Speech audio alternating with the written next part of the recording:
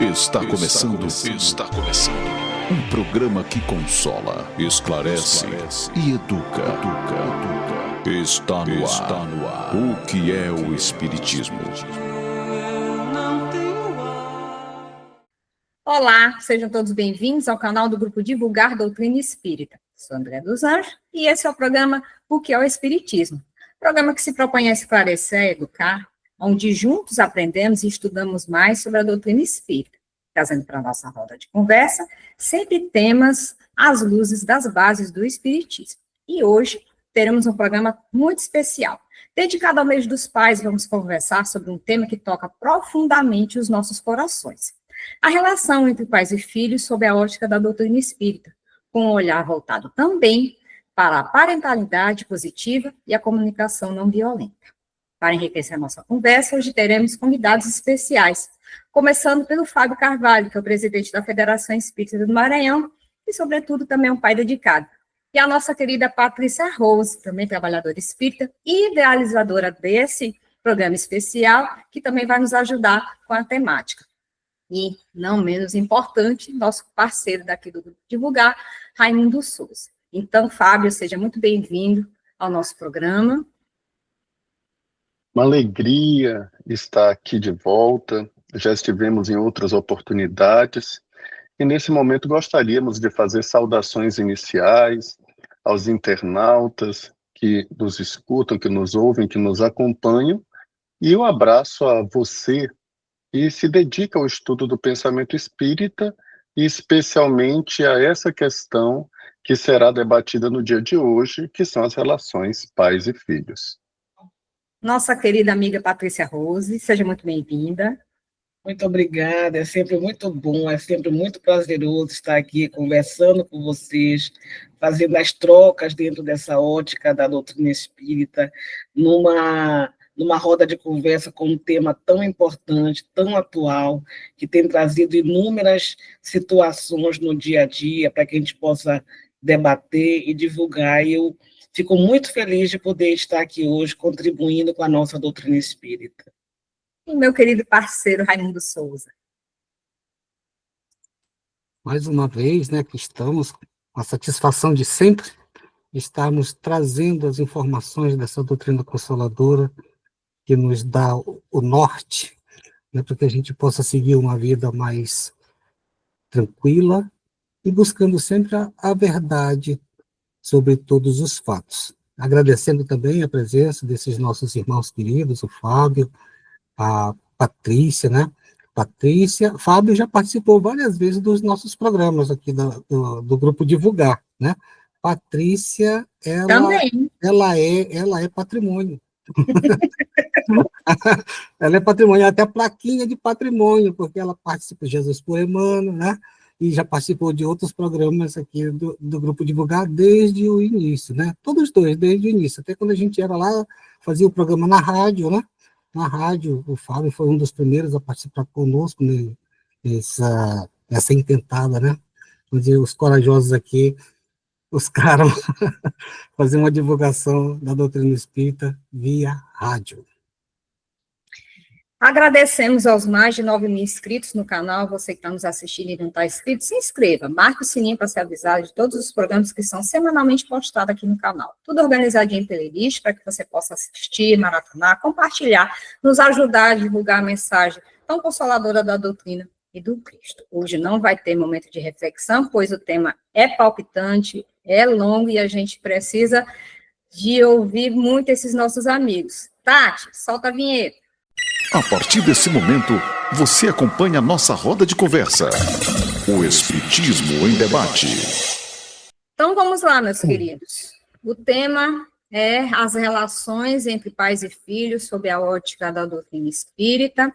E aí, Fábio, eu começo com essa pergunta para a gente iniciar aí o nosso pensamento.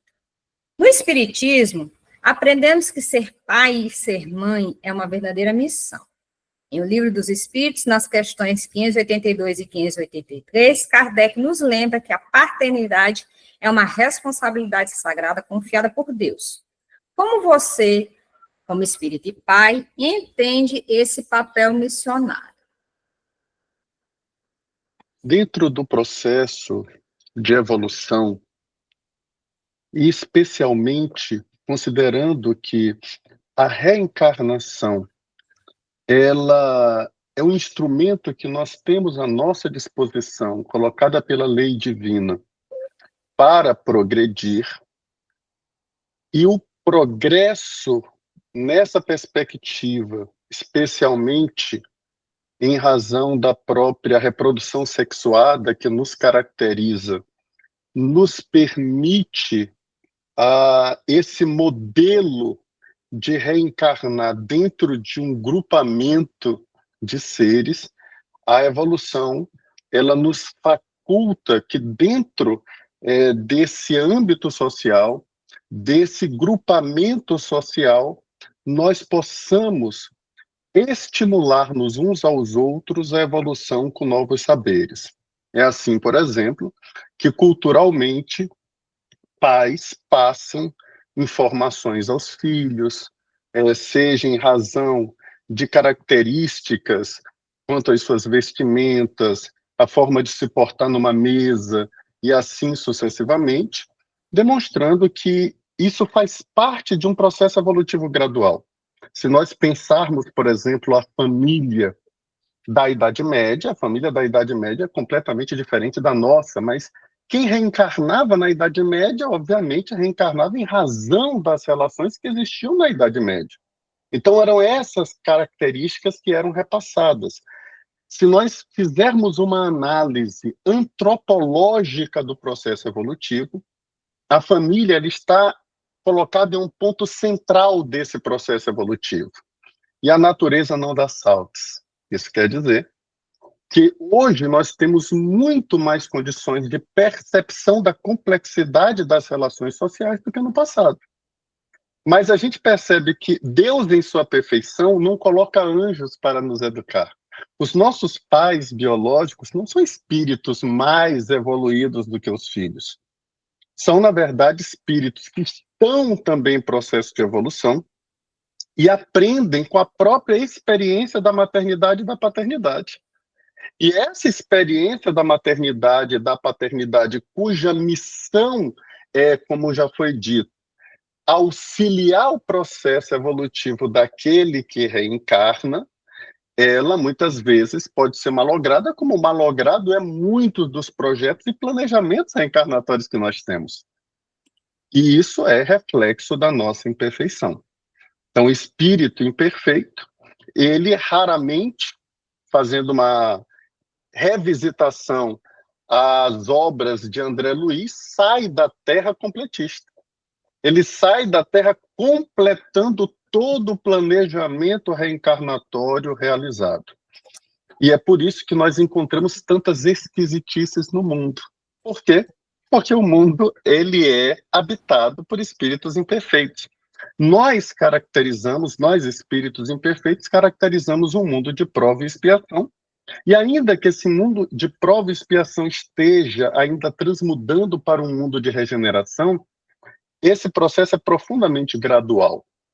A grande maioria de nós traz como vetores ainda de nossas percepções o egoísmo, o orgulho, a vaidade.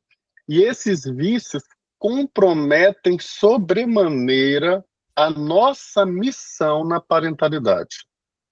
E isso faz com que a criança seja negligenciada, o adolescente seja esquecido, e a gente esteja diante de um quadro muito grave, numa perspectiva social, de suicídio na infância, um quadro muito grave de um número elevado de transtornos, transtornos mentais, transtornos neuróticos, males de toda sorte, problemas neuropsicofarmacológicos, aí alcançando crianças e adolescentes, porque os seus pais estão igualmente adoecidos. Os seus pais estão igualmente doentes. Quando nós estudamos a doutrina espírita, nós percebemos que há até uma possibilidade interessante que no materialismo a gente não consegue vislumbrar. É o filho ser um espírito mais evoluído do que os próprios pais. E muitas vezes até auxiliar os pais.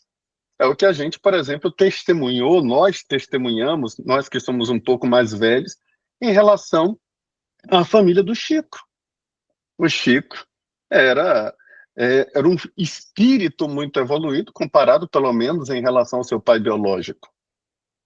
Mas também é possível que haja o contrário, que nós tenhamos pais muito evoluídos e filhos muito distantes desse processo. E é interessante como a divindade, ela aproxima muitas vezes esses níveis evolutivos, ainda que não iguale, porque isso facilita o processo de evolução. Imaginem, por exemplo, se nós tivéssemos espíritos do quilate, por exemplo, de Jesus, educando espíritos que ainda estivessem no nível de o homem das cavernas. Nós teríamos aí uma dificuldade. Se eu estou aqui estagiando entre os homens das cavernas, são espíritos reencarnando, como o homem da caverna que tem melhores condições de educar o outro que está também estagiando como homem da caverna. Por isso, é muito interessante que a gente tenha uma visão mais englobante da antropologia espírita, e aí a gente tem uma contribuição extraordinária de Herculano Pires, na obra O Espírito e o Tempo. Ele nos traz a visão dessas diversas dimensões da horizontalidade agrícola, das dimensões da horizontalidade civilizatória à medida que a civilização vai se desenhando, e a gente vai percebendo como os espíritos eles vão se movimentando dentro desses contextos culturais e antropológicos. Se a gente fosse buscar o contexto antropológico da atualidade, nós chegaríamos na pós-modernidade, tão criticada por Zygmunt Bauman. Essa pós-modernidade caracterizada por uma vida presencial paralela a toda uma vida no mundo virtual. E isso tudo é uma novidade para a geração que, nesse momento, está na condição de pai e avô. Porque isso aconteceu tudo muito rápido. Eu, por exemplo, que o meu primeiro curso foi Ciência da Computação, na década de 90, eu vi a internet nascer, praticamente. E da década de 90 para a década atual, a evolução foi extraordinária. Avançamos na tecnologia, nesse campo, nesse ramo, numa rapidez vertiginosa, galopante. E uma geração reencarna mergulhada nesse processo e outra tenta se adaptar para compreender as mudanças dos acontecimentos, nem sempre dando conta. Hoje nós estamos vivendo um período de inteligência artificial. Quem poderia imaginar em tempos passados isso? E, obviamente, esses são elementos externos que, de alguma forma, afetam o espírito em evolução. Porque o espírito ele sempre vai se inclinar para a sua própria natureza. Allan Kardec, quando ele fez a classificação dos espíritos de acordo com o nível evolutivo, ou seja, de acordo com a natureza, espíritos de terceira, segunda e primeira ordem, a gente vai perceber que um espírito imperfeito, ele vai agir conforme a sua natureza. Ele não vai agir conforme outra natureza. Então, imaginem Patrícia, mãe, eu, pai, nós somos espíritos, vamos imaginar, por hipótese, que nós sejamos espíritos de segunda ordem, espíritos bons. Os nossos filhos não vão se comportar como espíritos de segunda ordem se forem de terceira ordem. eles vão agir conforme a natureza deles, e raramente a natureza dará saltos. E nós, como espíritos imperfeitos, nós geralmente projetamos aos nossos filhos ideais, que muitas vezes são nossos e nem nós conseguimos alcançar. E começamos a projetar nos nossos filhos sonhos que não alcançamos. E quando isso é frustrante em nós pela segunda vez, porque vivemos a frustração de não alcançar e vivemos agora uma segunda frustração do filho não refletir os nossos sonhos, muitas vezes descambamos em ciclos de violência que se repetem. Porque a maioria de nós viveu no século XX, e aqueles que viveram da primeira metade aos meados do século XX, viveram um elemento que fazia parte do processo educativo chamado violência. Nós fomos filhos desse processo de violência, em algum sentido, talvez não em todos, mas em algum sentido todos nós. Mulheres, por exemplo, na primeira metade do século XX, a grande maioria das meninas, com 12, 13 anos, já tinham tido alguma relação sexual. Hoje nós chamamos de estupro. Mas as nossas bisavós casaram com 12, 13 anos. Isso é uma violência. Então, eu estou falando de toda uma sociedade que é filha de processos de violência. E romper ciclos de violência não é um processo fácil. Nós hoje temos uma legislação avançada, nós hoje temos teóricos que trazem características importantes desse avanço. Entretanto, uma cultura, ela não se modifica apenas dentro de laboratórios ou apenas em casas legislativas, em parlamentos.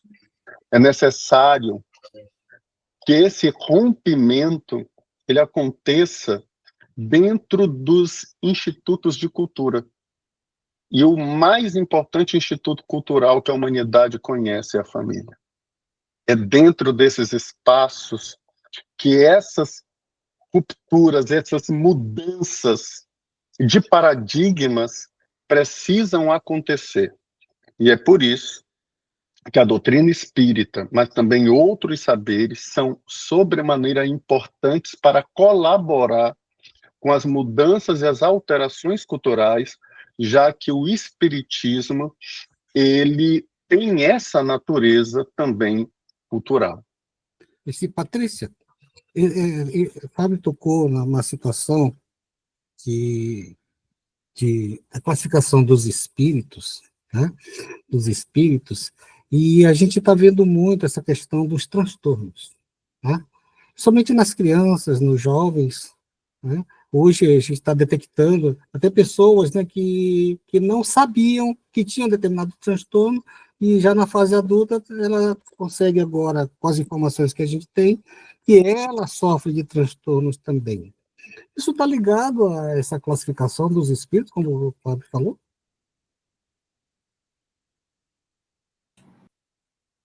Hoje nós estamos vivendo um período de transição planetária.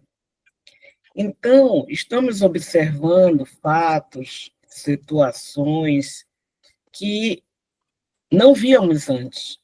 Eu estou formada há pouco mais de 3 décadas. E antes, dentro do consultório de pediatria, o que a gente via era situações voltadas para a parte orgânica. Era muito comum encontrarmos as pneumologias, as diarreias, desnutrição. Isso era praticamente o que traziam as crianças ao consultório. Hoje, não mais. Hoje, o que nós vemos são crianças que são indicadas pela escola para procurarem um médico.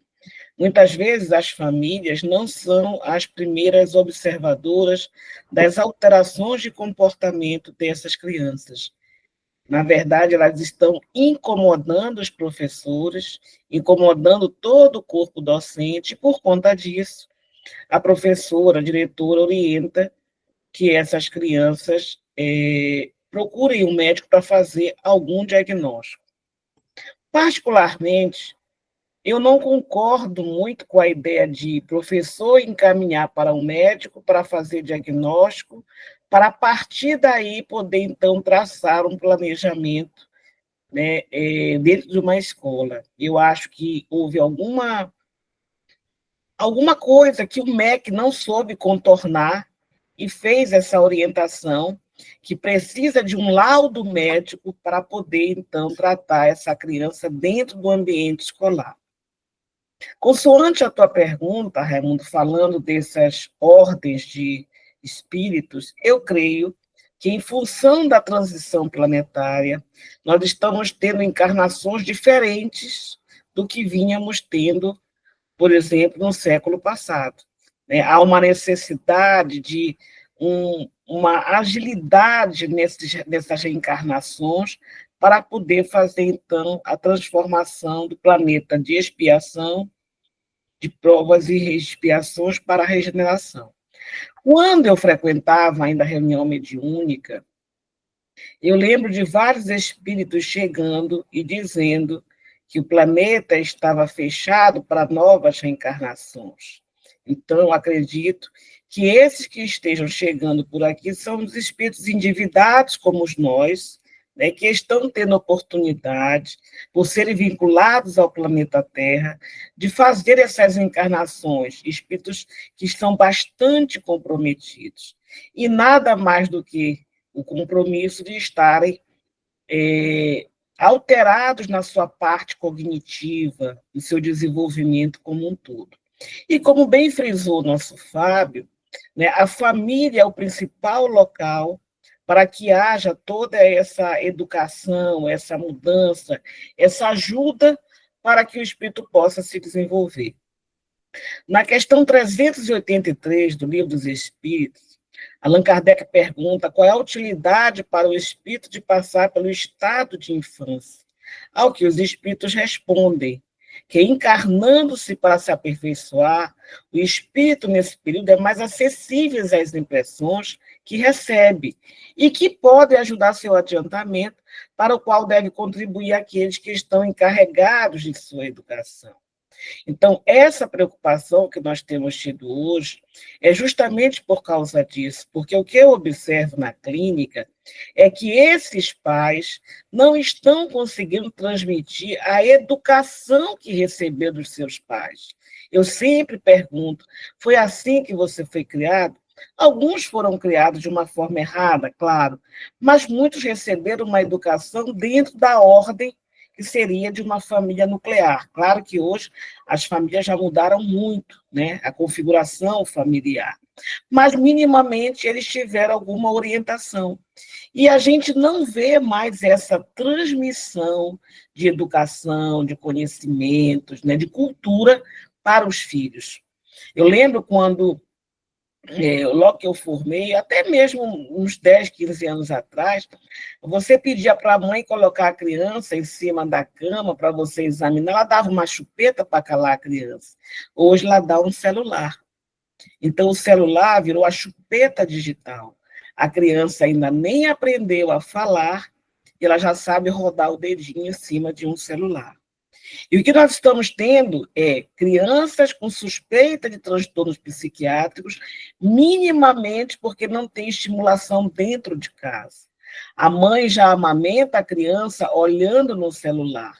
Então, ela não interage com a criança pelo olhar, ela não conversa com essa criança, ela não estimula de forma táctil. Eu atendi a uma criança com 3 anos de idade, certa feita, e a mãe vinha dizendo que a criança tinha o transtorno do espectro autista. E aí eu tenho no meu consultório uma mesinha que eu sempre peço para colocar a criança para eu poder observar como é que ela brinca, como é que ela se dirige à mãe, como é que ela se comporta. E a mãe foi depositar essa criança na cadeirinha como se ela fosse um bebê. Aí botou a criança sentar lá, a criança brincando normalmente, né? E ela veio se queixar que essa criança não falava. Tinha 3 anos já. Eu disse sim, mas essa criança fica nas telas de 0 a 10. Quanto tempo? Ela disse, doutora, ela fica 10. O tempo é 10. Eu disse, como assim? Ela passa todo o tempo vendo televisão, porque eu preciso fazer as coisas em casa e é a forma dela se acalmar. Então, quando não está na televisão, está no celular. Eu disse, ora, a televisão não pergunta, a televisão não responde. Como é que ela vai aprender a falar? Né? E aí eu orientei que ela colocasse essa criança sentadinha do seu lado, quando ela estivesse fazendo as coisas, e conversasse com essa criança, ensinasse essa criança a falar. Quando ela foi pegar essa criança, já que tinha acabado a consulta, ela não queria que a criança andasse, a criança com 3 anos tinha as pernas trôpegas. E eu disse, não, bote ela para andar, ela precisa andar. E aí pedi para voltar um mês depois, dadas as devidas orientações, para poder, então, ela acolher e estimular essa criança. E a criança, quando veio, já veio praticamente correndo, já veio balbuciando algumas palavras. Então, eu posso lhe dizer, Raimundo, Fábio, André e Tati, com todas as certezas, como pediatra que eu tenho mais de 3 décadas, que mais da metade dos diagnósticos psiquiátricos que nós estamos tendo na infância, nada mais é do que alterações dentro da área familiar. A família hoje está adoecida e não consegue cumprir minimamente o papel que está posto nessa questão do Livro dos Espíritos, que precisa orientar essas crianças, precisa ajudar para que elas possam desenvolver o programa reencarnatório e poderem também serem partícipes de uma mudança no nosso planeta para ser um planeta de regeneração. E, Fábio, na tua fala, num dado momento, tu nos trouxe a questão de que nós, né, fomos criados na questão assim, da violência. E aí eu te pergunto, hoje, como com essa ideia da comunicação não violenta, como a gente consegue implementar isso nas famílias, ainda pegando também esse gancho da fala da Patrícia, dessa falta de conexão, né, que a gente está vendo, que é uma total falta de conexão da mãe com a criança, né, deixa ali assistindo o que quer que seja, para ela poder cuidar das suas coisas, ou seja, um para um lado e outro para o outro. Então, como é que a gente consegue atrelar tanto essa questão da parentalidade positiva, como também dessa comunicação não violenta nos lares espíritas? Eu queria, Fábio, inclusive, colocar uma pimentinha nessa conversa, né? Porque a gente fala muito em planejamento reencarnatório. Tudo isso vai fazer parte desse planejamento reencarnatório, essas dificuldades que o espírito encarnado vai ter que passar? E onde está a responsabilidade desses pais? Principalmente se hoje a gente tem muita situação em que o pai apenas participou do momento da concepção e o resto ficou só por conta da mãe. Vamos lá, eu vou começar pela primeira pergunta e depois partir para a segunda. Em relação à primeira pergunta, eu começaria com a questão 890 do Livro dos Espíritos, para fazer, a partir dela, uma análise científica, religiosa e comportamental.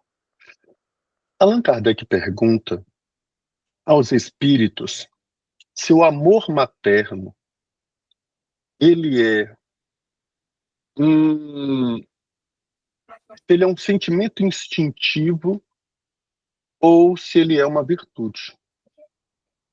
E os espíritos respondem uma e outra coisa. Nos animais, é um sentimento instintivo.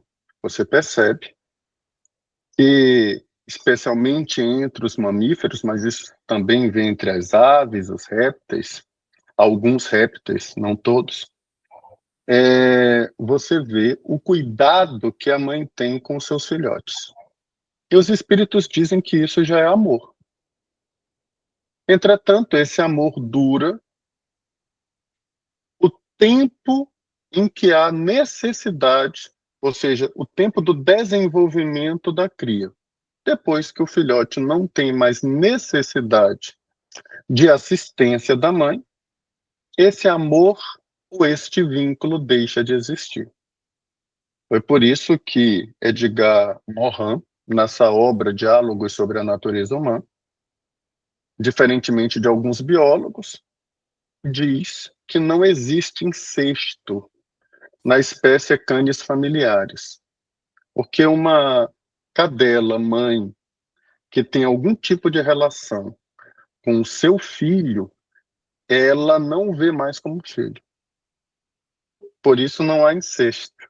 Depois que ele cresce, é um cão como outro qualquer. O amor, como sentimento instintivo, dura enquanto há necessidade para a cria. Mas os espíritos também dizem que o amor não é só sentimento instintivo, também é virtude. E nos seres humanos, a maternidade é um exemplo disso, porque não raras vezes esse amor permanece mesmo depois da desencarnação. E a literatura espírita está cheia de exemplos onde pais e mães continuam assistindo os seus filhos. Qualquer dúvida, eu indico a leitura da obra Ave Cristo, onde Quinto Varro, mesmo que desencarnado, continua prestando assistência ao seu filho Tassiano. Mas por que eu parto disso? Porque a partir dessa perspectiva de que o amor existe tanto no reino animal como no reino hominal, vale a pena trazer a lume os estudos de John Bowlby, que foi um psiquiatra e um psicanalista britânico, que em meados da década de 50, ele apresentou uma teoria conhecida como a teoria do apego. E para Bowlby, essa teoria do apego, ela se sustenta na perspectiva de que todo filhote, ele busca proximidade com o seu cuidador. Você vai ver o filhote de um leão tentando se aproximar da leoa. Você vai ver um filhote de cão se aproximando da sua mãe ou do seu pai. Parece que é um instinto do próprio filhote buscar segurança com aquele que ele sabe que pode lhe cuidar, pode lhe proteger. E quando nós fazemos essa análise, mesmo a partir da perspectiva da etologia de Konrad Lorenz, que foi um grande estudioso, portanto etólogo, um grande estudioso do comportamento dos grupos de espécimes de uma mesma espécie, a gente vai perceber que durante a infância, seja ela animal, seja ela hominal, você percebe um conjunto de comportamentos, exemplo de choro, exemplo de seguir, ir atrás, agarrar, que são ativados instintivamente em filhotes, na perspectiva de que os adultos eles venham a garantir alguma segurança física ou alguma regulação emocional a esses filhotes. E aí, vale a pena a leitura da questão 385 de O Livro dos Espíritos, dando sequência aos estudos iniciados pela Rose. A Rose leu a questão 383, né? A questão 385 de O Livro dos Espíritos, ela traz alguns elementos muito interessantes, porque muito embora ela fale da adolescência em si, ela vai dizer para a gente a razão de que os filhotes eles têm essa aparência tão dócil, tão angelical. E essa aparência angelical é para que nós não venhamos a imputar severidade excessiva. Ora, vou até ler a frase da resposta dos espíritos. Para que não lhe possam imputar excessiva severidade, dá-lhes Deus todos os aspectos da inocência. Então, Deus não está dizendo que os espíritos mergulhados no corpo de crianças são inocentes. Alguns cometeram crimes inconfessáveis em vidas passadas. Entretanto, o processo educativo, pela resposta dos espíritos, não pode se dar por excessiva severidade. E para que não haja excessiva severidade, Deus traz às crianças o aspecto da inocência. E é por isso que filhotes, em geral, trazem essa característica. Eu não falo só de humanos. Nos cães, entre os leões, entre os tigres, os filhotes, eles trazem, eles alimentam esse sentimento de proteção. Por quê? Porque o olhar da mãe, ele não tem como se proteger sozinho. A grande diferença é que a infância humana é muito mais longa. Talvez seja a mais longa de todas as infâncias, de todas as espécies do planeta Terra. Nenhuma infância é tão longa quanto a nossa. E se a gente juntar a infância, de acordo com a Convenção dos Direitos da Criança, que é de toda pessoa de 0 a 18 anos incompletos, até a juventude, dentro do conceito do Estatuto da Juventude brasileiro, que é dos 15 aos 29 anos, nós temos um período bem longo de proteção constitucional, aí de 0 a 29 anos de idade. E aí a gente percebe que esse processo, tanto pela leitura da questão 890 de O Livro dos Espíritos, quanto pelas próprias pesquisas de John Bowlby, parece-nos que essa aproximação, que esse apego, ele faz parte do modelo de proteção e do modelo educativo. Porque a gente vai ter que reunir aqui dois elementos. Um elemento que é instintivo, que é próprio de todo e qualquer animal, e nós não podemos nos furtar da nossa condição de mamíferos encarnados, por isso há um saber instintivo radicado dentro de nós, e paralelo a isso, essa nossa capacidade, resultado do processo de evolução, de aprimorar os nossos mecanismos de cuidado e educação. Então, a Patrícia trouxe um elemento muito interessante.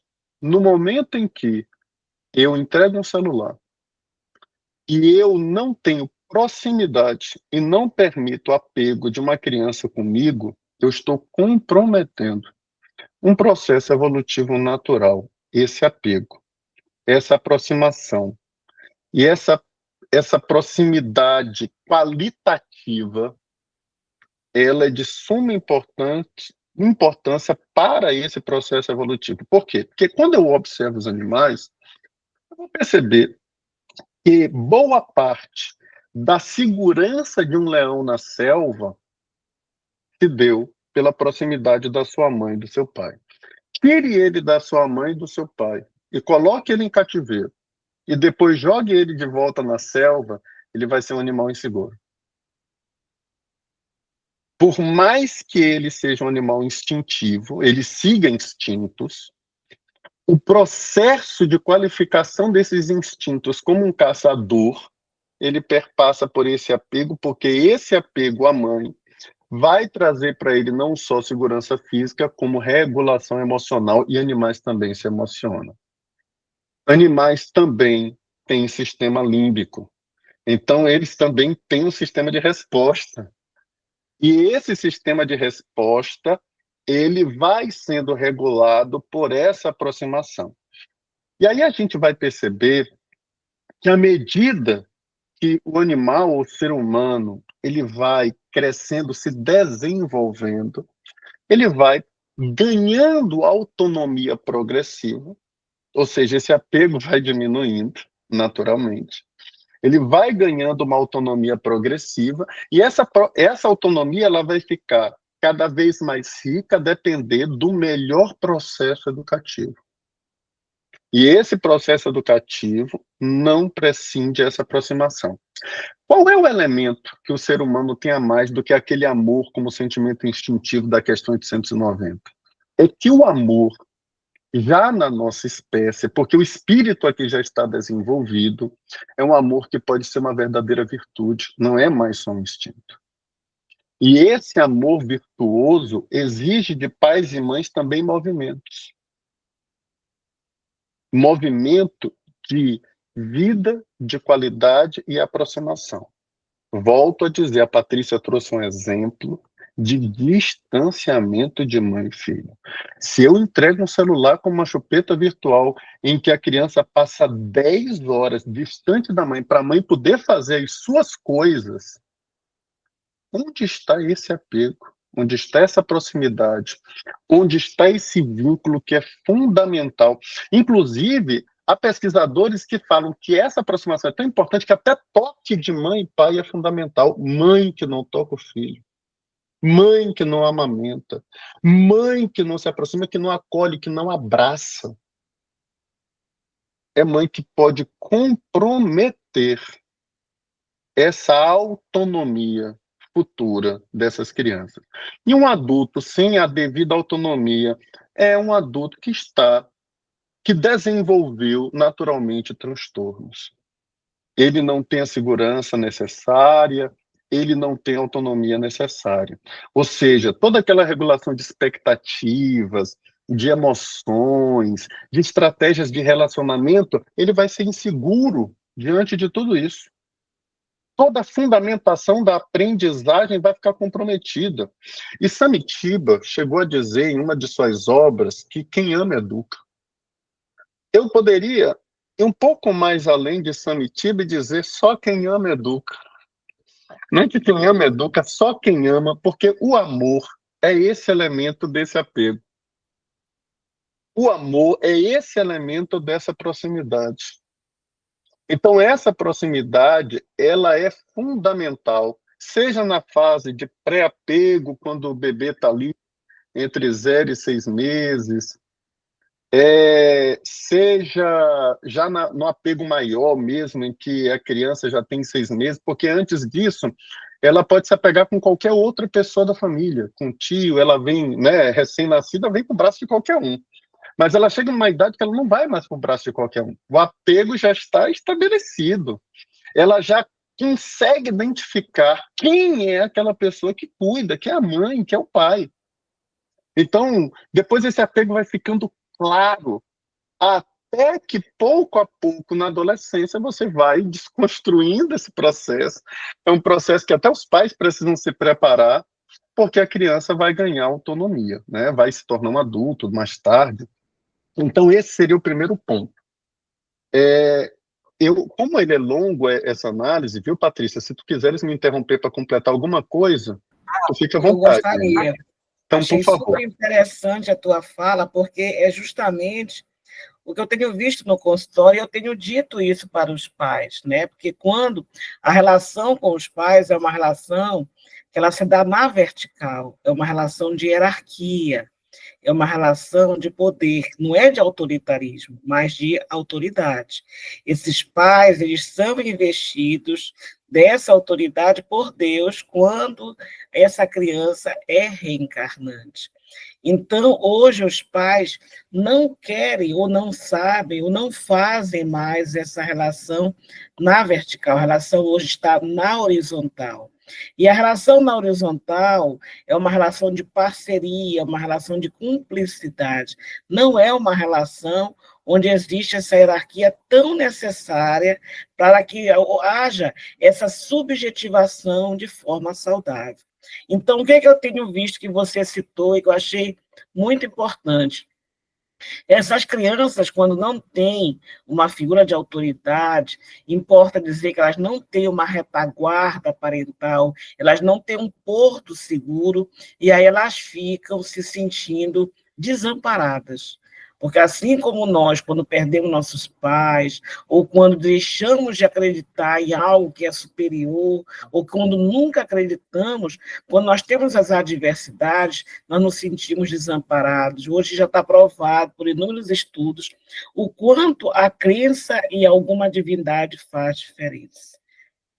E aí, o que eu vejo? As crianças estão sem uma retaguarda parental e caem nesse desamparo, nessa sensação de indefesas. E elas vão, então, para a ansiedade. Essas crianças estão se automutilando desde 1 ano de idade. Porque a automutilação não é só corte, como a gente vê na adolescência. A automutilação se dá quando a criança é muito pequena, quando ela bate a cabeça na parede, quando ela se joga no chão, bate a cabeça no chão. Outro dia eu peguei uma criança de 4 anos se arranhando todinha. Isso é automutilação. É automutilação porque ela não tem uma segurança. Os pais não estão no lugar que deveriam estar. Então, ela vai para a ansiedade, e a ansiedade vai dar alterações de sono, alterações no apetite, pode dar baixo rendimento escolar, dor de cabeça, né, dor no estômago. Ela não tem uma segurança e isso compromete ela de uma maneira geral. E mais, as relações as relações pessoais vão ficar permeadas pela agressividade. Hoje nós estamos vendo muitas crianças agressivas e é até por isso que a escola manda para o consultório médico. Essas crianças estão agressivas numa forma de protestar essa falta de cuidado que na mais tenra idade elas não têm, porque o que faz com que essa criança cresça, como bem disse o Fábio, de uma forma harmônica, de uma forma saudável, é o olhar do pai, da mãe, é a atenção que você vai dar para ela.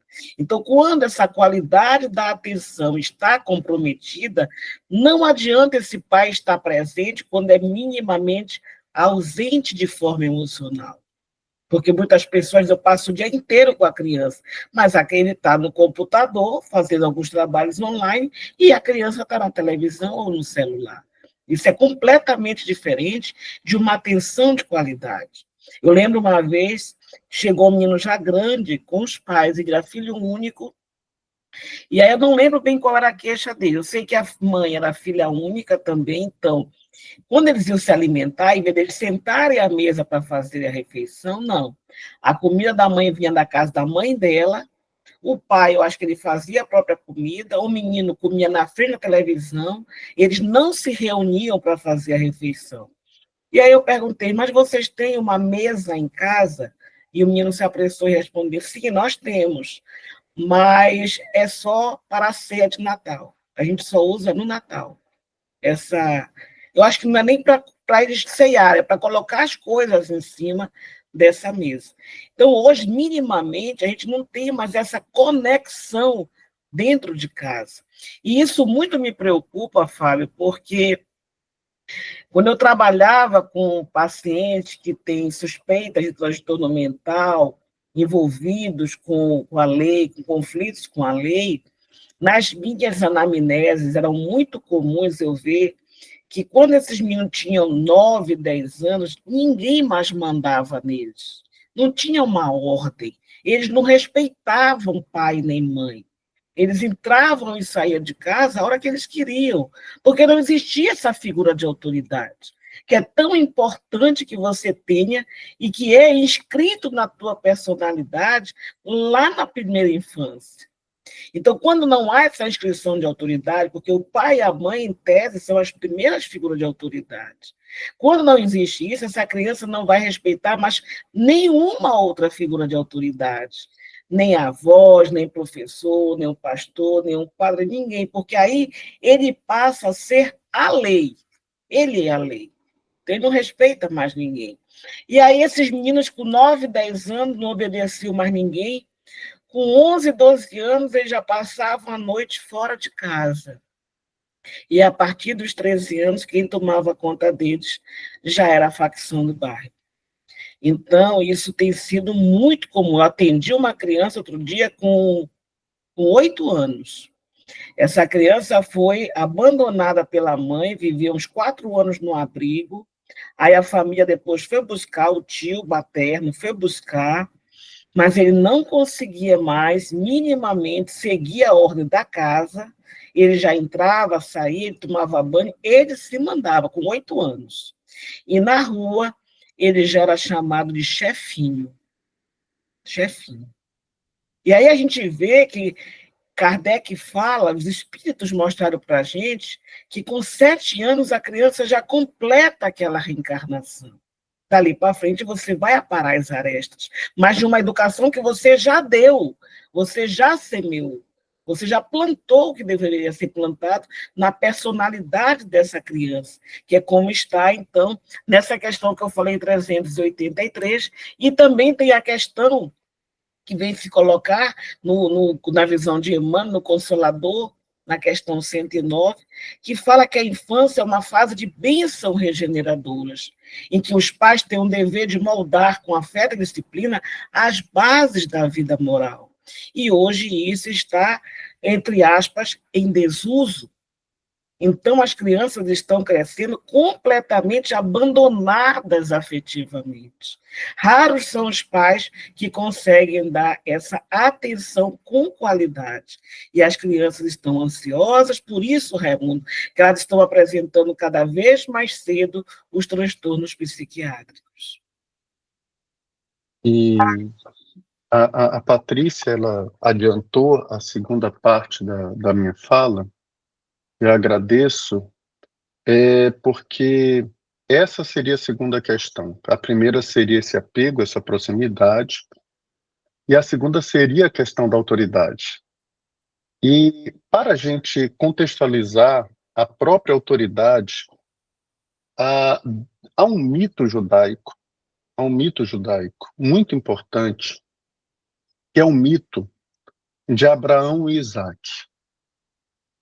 Só para a gente ter uma ideia, nesse mito, Deus procura Abraão e pede a Abraão que ele sacrifique Isaac, que era, imaginem, o filho que, muito embora não fosse o primogênito, era considerado primogênito porque era da raça pura judaica. Não era Ismael, que foi o primeiro, de fato, o primogênito, mas era filho de uma escrava. Imaginem que a mãe era uma mulher de idade que possivelmente não teria condições de ter outro filho. Só era ele. Então imagine um pedido desse. Então Deus pede para Abraão sacrificar Isaac. Isaac já devia ser adolescente, devia ter uns 16 anos de idade.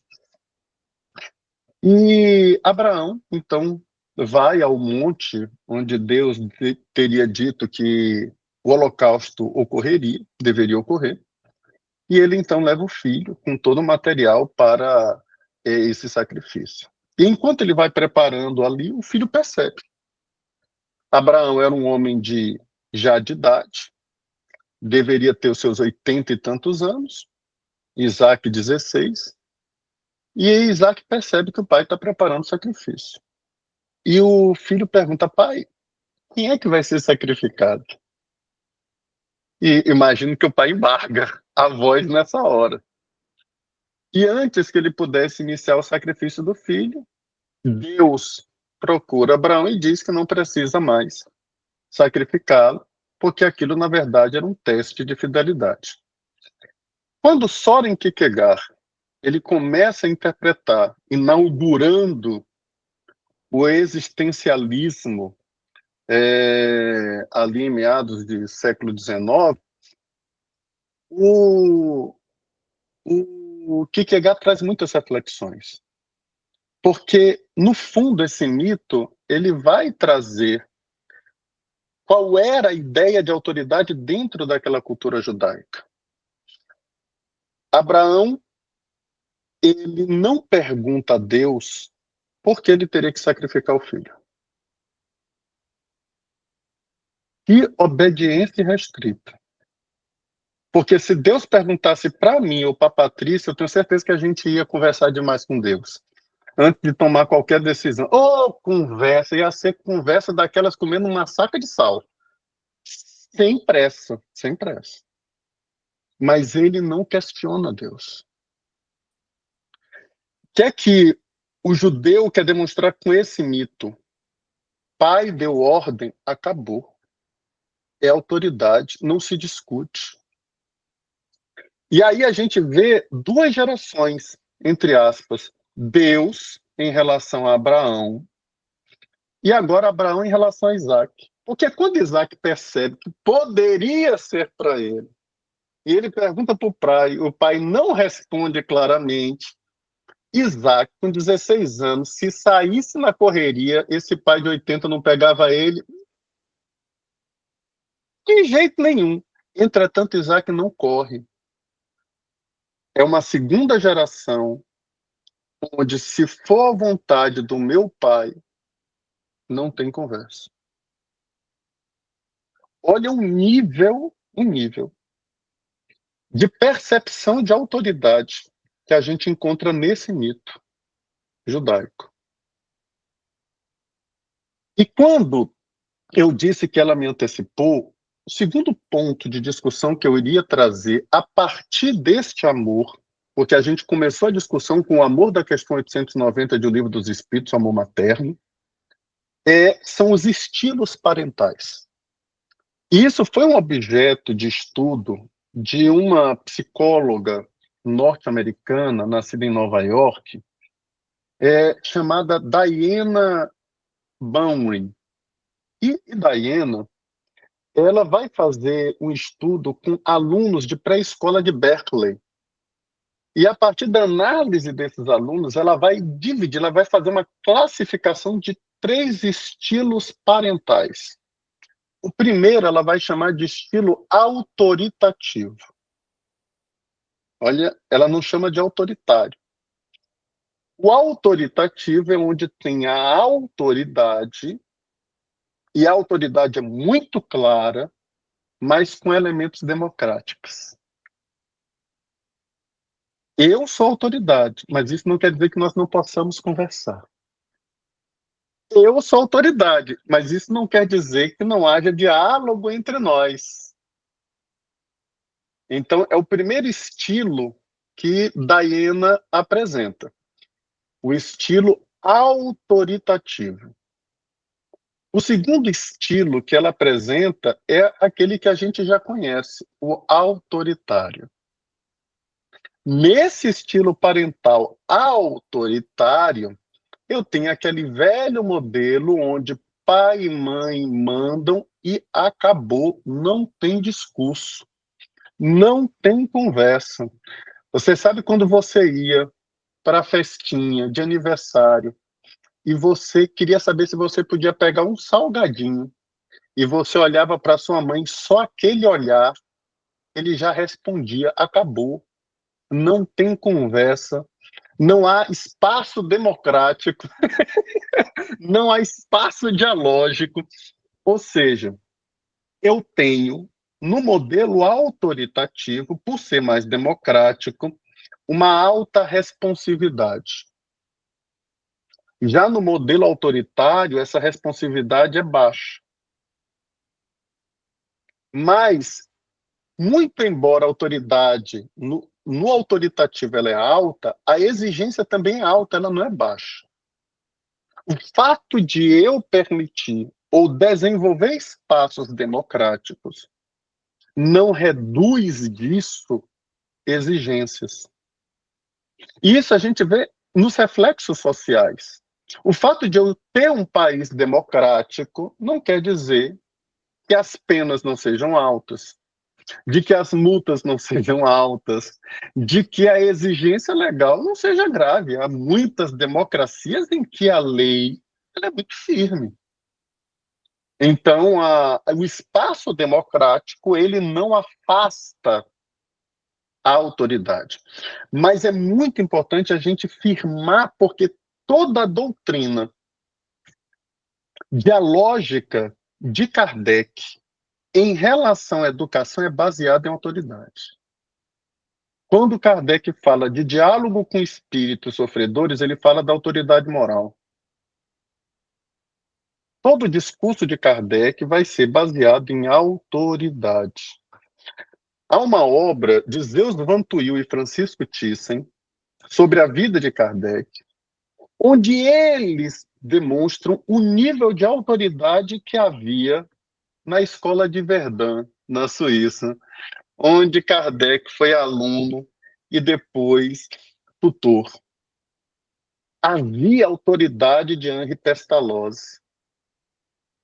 Ele não abria mão dessa autoridade, mas as crianças que iam para a sala do diretor para a sala de Pestalozzi, saíam chorando, não porque ele era grosso, estúpido, mal educado, mas elas saíam envergonhadas pelo que fizeram. De tal habilidade que Pestalozzi tinha, democrática, dialógica, sem abrir mão da própria autoridade. Então, aqui eu tenho regras firmes, mas essas regras firmes são claras, são objetivas, elas não afastam a possibilidade de diálogo, elas estimulam o encorajamento, mas elas trazem a lume quais são as consequências lógicas do descumprimento das regras. Então, aqui eu tenho um modelo de autoridade. Esse modelo de autoridade, ele gera muito mais autocontrole. Por quê? Quando nós vamos estudar obediência em um Evangelho segundo o Espiritismo, os Espíritos vão dizer que a obediência é o consentimento da razão.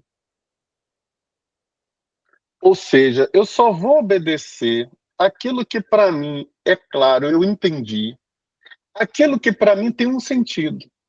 Então, é necessário ter espaços dialógicos para que para a criança haja sentido na ordem, haja sentido na regra, haja sentido naquele modelo firme de que existem normas a serem seguidas.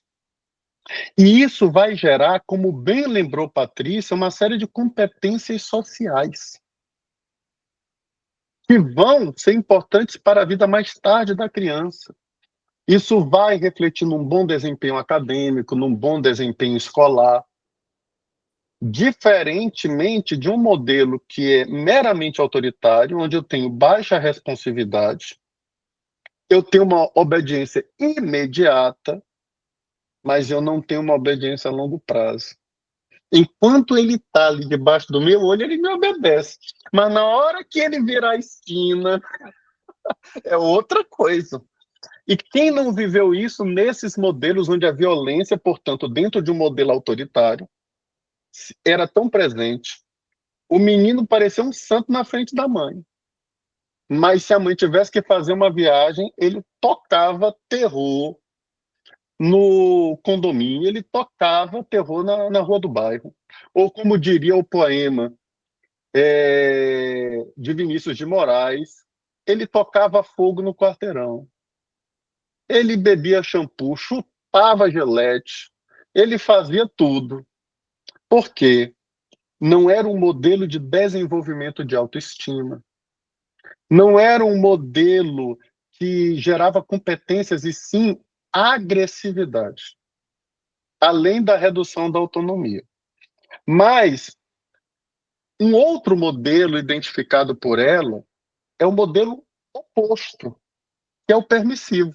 Então tem o autoritativo, aí eu tenho o autoritário, que a gente já conhecia, e o permissivo. Responsividade, ela pode ser até alta, no sentido de que existe um acolhimento, existe isso, mas a baixa exigência, provocada por um afeto em abundância, com limites frouxos ou sem limites, sabe? Que evita qualquer tipo de frustração, gera um nível muito baixo de autorregulação do indivíduo. Ele é incapaz de controlar a própria impulsividade, compromete o desenvolvimento escolar, gera risco de comportamentos antissociais. E o último modelo identificado por ela foi o modelo negligente. Nesse modelo negligente, é baixa responsividade, baixa exigência, a mãe já não está mais nem aí, pai já não está nem aí, são completamente ausentes. É um total desengajamento, sabe? É uma escassez de monitoramento do filho, não se cuida nem das necessidades básicas. E nós, esse talvez seja um dos modelos mais encontrados pelo Conselho Tutelar, e que vão gerar aí uma série de consequências graves para a sociedade. E por que eu estou trazendo esses 3 estilos, esses 4 estilos parentais, né, esse quadro analítico? desses estilos investigados por Diana. Porque esses estilos, eles estão relacionados com o modelo de amorosidade que é elegido pelos pais dentro desse processo de cuidado e educação. Então, eu tenho um fator de necessidade de proximidade, e essa proximidade ela precisa ser maior quanto mais nova é a criança. Recém-nascida, aí eu tenho que estar mais perto. É pequenininho, eu tenho que estar mais... Eu preciso de proximidade. Não dá para cuidar de uma criança de 1 ano à distância. Não dá. Ela precisa de proximidade. E proximidade com qualidade, não é eu com o celular na mão e ela aqui num cercadinho, mexendo em qualquer coisa que não seja essa relação qualitativa pai e filho. E isso vai estar relacionado à construção de um modelo autoritativo, de um modelo onde a criança identifica a autoridade com clareza. E essa autoridade, ela... E aí a gente precisa, só abrindo um parênteses, Patrícia, diferenciar 2 coisas que são muito importantes: agressividade e violência. Eu posso colocar agressividade na minha fala sem ter nenhum tipo de violência, porque a palavra violência significa ato ou efeito de violar direitos.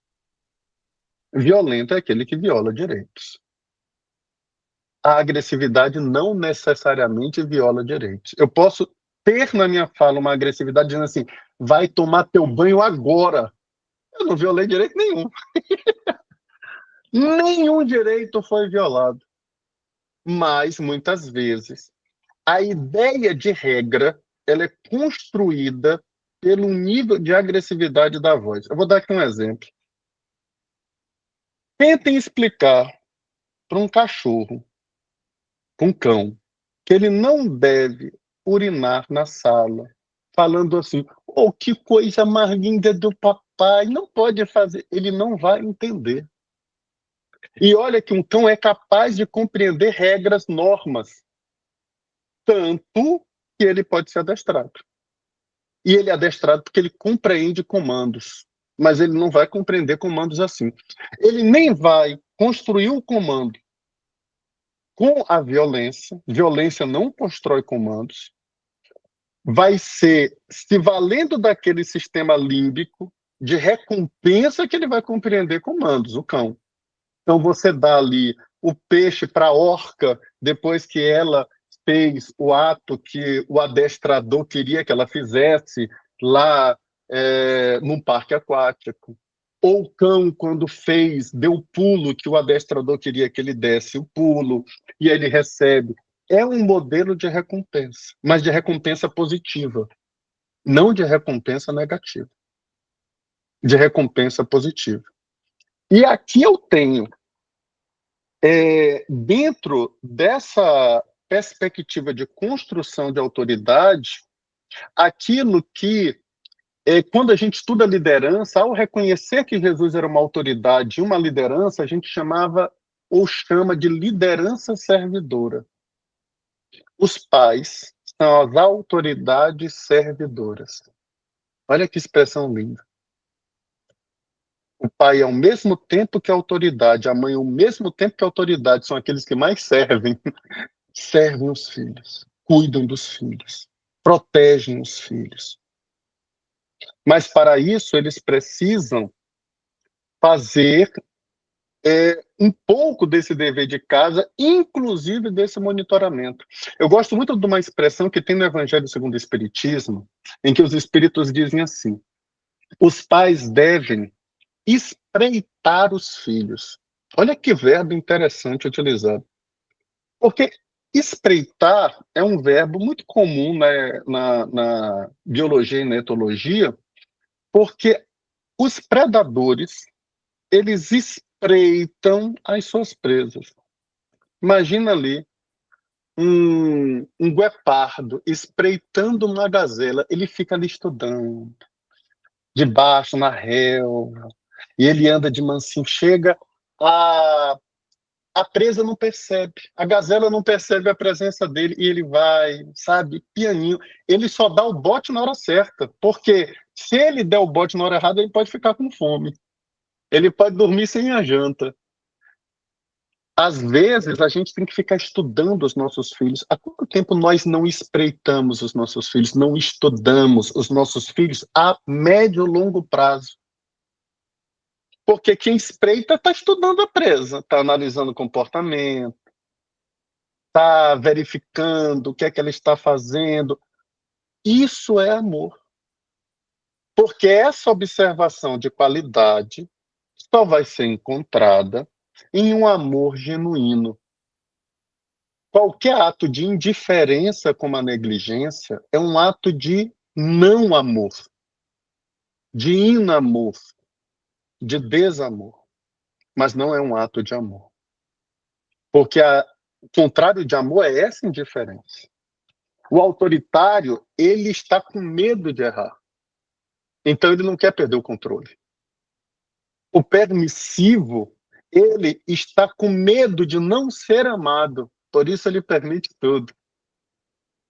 O autoritativo, ele não está preocupado em ser amado, mas quer que a criança desenvolva as suas capacidades de percepção.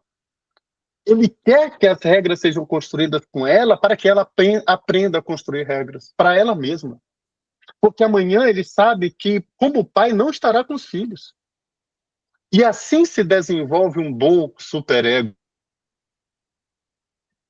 Terei elementos psíquicos que vão ser os meus freios. A voz do pai de que falava Freud vai ter que se desenvolver em algum momento, e se eu já trabalho isso, auxiliando a própria criança a criar regras, ou participar da elaboração dessas regras, isso, eu nem chamo isso de negociação. Deus não negocia conosco. É uma questão de nós desenvolvermos capacidades. E aí eu vou entrar na resposta do Raimundo. O planejamento reencarnatório é o desenvolvimento dessas habilidades de nós mesmos criarmos os ambientes propícios para a nossa evolução. Um pai vai permitindo que a criança comece a criar os seus ambientes à medida que ela amadurece. Então ela vai amadurecendo, ele vai tendo condições de planejar. Não tem condições de planejar, a reencarnação é compulsória. Mas é preciso compreender que todo o planejamento, como está dito em um livro dos Espíritos, é de gênero reencarnatório. Então, os Espíritos utilizam essa palavra, gênero. Eles não utilizam a palavra espécie. Então tem um gênero de reencarnação. Eu não tenho como especificar cada coisa que vai acontecer na existência. Estava programado de eu tombar nessa pedra. Estava programado de eu cortar essa unha errada e ela ficar encravada. Não se preocupe. Nós planejamos gênero reencarnatório. Os detalhes, eles são resultados das circunstâncias da vida e das escolhas do indivíduo. Mas o gênero, sim, o gênero reencarnatório em relação à pobreza, em relação a uma doença congênita, em relação à família que me rodeará, e aí a partir da família vem todo o gênero do contexto onde essa família se encontra, porque essa família pode ser uma família na Arábia Saudita. O gênero já está ali. Eu já estarei reencarnando como mulher em um ambiente que eu sei que as liberdades serão tolhidas.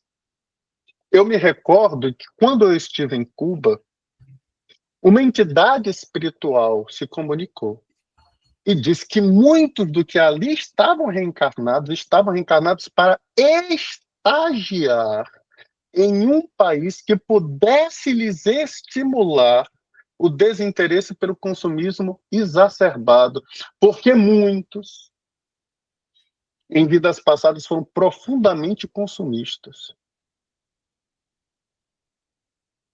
Não há nenhum mal que o alto não aproveite para o nosso próprio crescimento.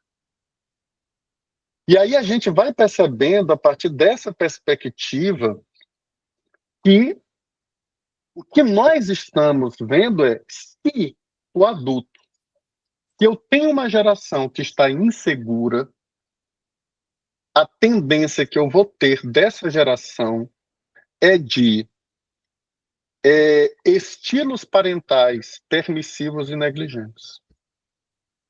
Porque se eu estou inseguro, se eu estou ansioso, se eu estou depressivo, em primeiro lugar, minha ansiedade, em primeiro lugar, minha depressão, em primeiro lugar, os meus problemas, os filhos vão vir em segundo lugar. Se eu, por exemplo, sou inseguro, em primeiro lugar, minha insegurança. Então, meu filho, eu vou fazer tudo o que você quiser, do tanto que você jamais diga que vai abandonar papai. Eu estou colocando a minha insegurança em primeiro lugar. Isso faz parte do nível evolutivo. Agora, como é que você dá passos se essa é a sua natureza? Emmanuel responde: a vontade é a maior potência que o espírito tem. Então eu exerço uma vontade contrária à minha natureza. A minha natureza é imperfeita, eu estou utilizando uma vontade que é contrária à minha própria natureza. A minha natureza de ser negligente, de ser preguiçoso, eu estou imprimindo uma vontade contra a preguiça. Olha que coisa interessante.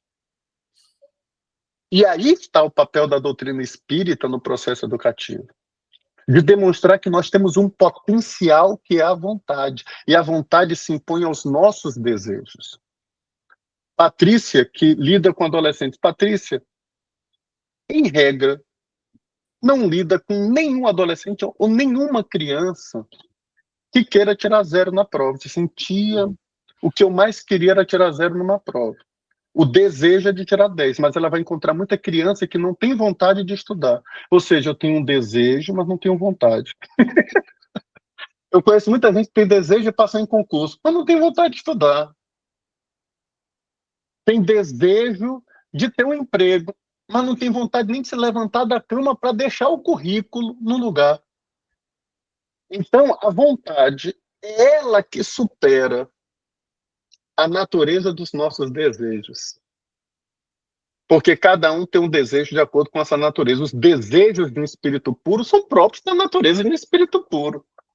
Mas os desejos de um espírito imperfeito, inferior, são próprios da natureza de um espírito inferior. É necessário imprimir uma vontade contrária. Uma força que supere isso. Isso acontece em que momento? Quando a consciência desperta. Consciências com sono. Consciências que estão dormindo, utilizando uma expressão de George Gurdjieff na sua obra Em Busca do Ser, não vê interesse nenhum de exercer qualquer vontade contrária aos seus desejos. Você vai ver o pai de família que tem o desejo de ir beber no bar, e ele vai beber no bar e ele não tem nenhuma vontade de não ir beber no bar. E nisso, a Patrícia, eu, o Conselho Tutelar, nós não temos como, em um país democrático, mover o indivíduo dos seus desejos. O que a gente pode fazer é proteger aquela criança retirando, muitas vezes, daquele núcleo familiar. Então, nós estamos lidando com leis naturais como lei de liberdade. E no exercício do livre-arbítrio, cada espírito vai responder pelo bem ou pelo mal que praticar. É bem aí que eu queria que a gente até se aprofundasse, porque tudo que Fábio falou e todas as experiências que Patrícia nos trouxe, a gente vê que em algum momento deu ruim, deu errado. E lembrando a fala de Santo Agostinho no Evangelho, onde ele nos diz que será perguntado a cada pai e a cada mãe que fizeste da alma que vos foi confiada, se aproximou ela de Deus ou não, que essa é a missão dos pais, a gente vê claramente que alguma coisa deu errado, por isso que eu falei, deu ruim. E aí eu pergunto para vocês, gente, como a doutrina pode nos ajudar a fazer que isso dê certo? Fábio começou a questão da vontade, mas aí a vontade precisa ser realmente, como os espíritos falaram, muitas das vezes o que falta na gente é a vontade é fraquinha e a gente não consegue, mas e aí, quais são os meios que a doutrina nos mostra para essa vontade se ser desperta e a gente conseguir virar esse jogo? Queres começar, Patrícia? Eu quero começar. Eu lembro de uma palestra que eu assisti do Raul Teixeira, que ele disse que nós investíamos pouco naquela época, né, em evangelização infantil. Nós esperávamos o sujeito desencarnar para evocá-lo numa reunião mediúnica para só aí, então, dialogar para educar aquele sujeito. Foi, assim, bem interessante a fala dele. E hoje de manhã, eu até mandei para o Fábio, para o Dilamar também, um vídeo que eu acho que o Fábio assistiu, falando, né, de como nós podemos e devemos agir nos nossos centros espíritas, porque nós temos várias programações. Às vezes nós temos reunião mediúnica 2, 3 vezes na casa, nós temos hoje até evangelização, nós temos o atendimento fraterno, mas nós não temos rodas de conversa, né? Nós não estamos atendendo a problemática atual, né, de uma forma mais dinâmica. Nós ainda estamos presos à forma como nós estávamos lidando dentro dos centros espíritas no século passado. Só que 1/4 de século já se passou, né? Nós já estamos em 2025 e ainda estamos agindo minimamente como agíamos no século passado. Hoje, até os espíritos que estão reencarnando já mudaram. Você vê uma criança de 5 anos hoje, eu fico boba de ver como ela conversa. Às vezes ela fala como um adulto. Crianças que nasciam com os olhinhos fechados, com as mãozinhas fechadas, hoje estão nascendo quase falando. Então, nós precisamos nos adequar, nós precisamos deixar as pessoas falarem das suas dores, para que, então, nós possamos colocar essas pessoas dentro da doutrina, orientá-las, mas o que vai fazer com que elas melhorem, segundo estava no vídeo, que eu concordo totalmente, é o trabalho no bem. Porque, como tem um lema da doutrina espírita, fora da caridade não há salvação. E se a gente não olhar para o outro no ato de altruísmo, como nos ensinou Cristo, amar o próximo como a ti mesmo. E hoje você vê que esse egoísmo atingiu as relações parentais. Quando você tem um filho, você tende a se esquecer para investir naquela criança. Hoje a gente não tem mais nem isso. Então, parece que nós estamos vivendo um retrocesso dentro da nossa evolução espiritual. E como trabalhar isso? Eu acho que a doutrina espírita precisa de algumas estratégias para poder trazer, como o Fábio disse, despertar consciências. Porque dentro do consultório, eu já tento fazer isso, mostrando para os pais, e a gente vê a surpresa no olhar deles. Eles estão perdidos, eles não têm noção de que aqueles atos que eles estão fazendo ou não fazendo em relação aos filhos vai comprometer aquele ser reencarnante pelo resto da vida. Porque educar não é só, ser pai não é só alimentar o filho, né? Não é só da escola, não é só dar o mínimo de segurança dentro de casa, é muito mais do que isso. A gente precisa investir nessa consciência, no despertar dessa consciência. E é para isso que os pais estão presentes na vida de uma criança, que estava tão pequena. O Fábio falou do espreitar, e eu cito outra questão do Evangelho, quando ele fala que os pais precisam ser como jardineiros, arrancando as ervas daninhas desse caráter, tão logo apareçam. Mas, para isso, é preciso uma observação, uma vigilância constante. E hoje você não tem mais isso. Eu lembro de uma menina que eu atendi, com 15 anos, que os pais só foram perceber que ela estava sofrendo quando foram buscá-la no pronto-socorro, porque a tentativa de suicídio não deu certo. Então, hoje nós estamos perdendo os jovens, porque os pais não conseguem olhar nos olhos deles. Os pais não enxergam mais, porque estão tão voltados para dentro de si. O egocentrismo nunca esteve tão latente na nossa sociedade, com essas selfies, com essa ostentação de bem-estar nas redes sociais, quando, na verdade, dentro de casa, nós não temos essa conexão. As crianças estão perdidas hoje dentro de casa. Não existe mais essa segurança, não existe mais esse diálogo, não existe mais a fazer as refeições juntos, que isso é a base de uma boa subjetividade. As crianças estão crescendo sem o norte mínimo para poder ter um desenvolvimento subjetivo, um desenvolvimento moral, Então, por que eu marquei esse debate entre a gente, essa discussão? Para que a gente possa tentar, nós juntos, construirmos estratégias para a gente poder ver se muda alguma coisa. Porque se nós não conseguirmos fazer isso dentro da doutrina espírita, de braços dados com a sociedade civil, eu não sei para onde nós vamos caminhar. E complementando a fala da Rose, nós temos, e ainda vindo ao encontro da pergunta de como o Espiritismo pode auxiliar nesse processo,